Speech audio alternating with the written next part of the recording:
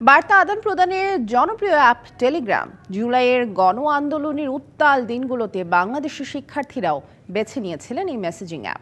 সম্প্রতি ফ্রান্সে গ্রেপ্তার হন টেলিগ্রামের সিইও ও সহ-প্রতিষ্ঠাতা পাভেল দুরভ।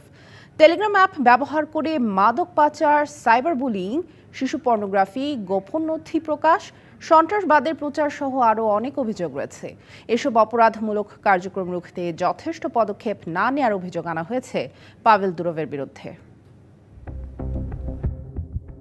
বিশ্বের অন্যতম জনপ্রিয় মেসেজিং অ্যাপ টেলিগ্রাম, তবে নিয়ন্ত্রণের অভাবে অপরাধমূলক কর্মকাণ্ডের আখড়া হয়ে উঠেছে অ্যাপটি। অভিযোগ রয়েছে টেলিগ্রাম ব্যবহার করে শিশু পর্নোগ্রাফি, মাদক ও অর্থ পাচার, প্রতারণা, ব্যক্তিগত ছবি ও গোপন নথি প্রকাশ, সন্ত্রাসবাদের প্রচারের মতো অপরাধমূলক কার্যক্রম চালানোর।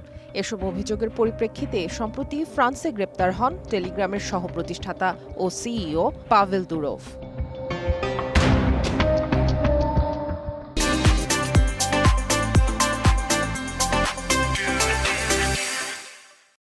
ফরাসি তদন্তকারীরা জানান, টেলিগ্রামে শিশু পর্নোগ্রাফি, মাদক পাচার ঠেকাতে ব্যর্থতার অভিযোগে গ্রেপ্তার করা হয় পাভেল দুরভকে। অ্যাপের কার্যক্রমে নজর রাখার জন্য যথেষ্ট মডারেটরও নিয়োগ দেননি তিনি। বুধবার শর্ত সাপেক্ষে তার জামিনের আবেদন মঞ্জুর করে ফ্রান্সের আদালত। তবে এখনই ফ্রান্স ছাড়তে পারবেন না দুরভ। ৫ মিলিয়ন ইউরো জরিমানার বিনিময়ে জামিন দেওয়া হয় তাকে।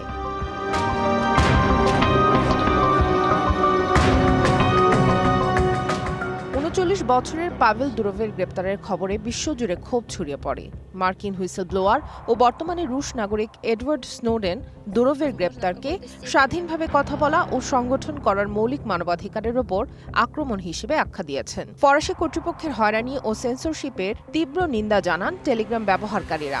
এ ঘটনাকে রাজনৈতিকভাবে উদ্দেশ্য প্রণোদিত বলেও মনে করছেন অনেকে, যদিও সে অভিযোগ অস্বীকার করেছেন ফরাসি প্রেসিডেন্ট ইমানুয়েল ম্যাক্রন।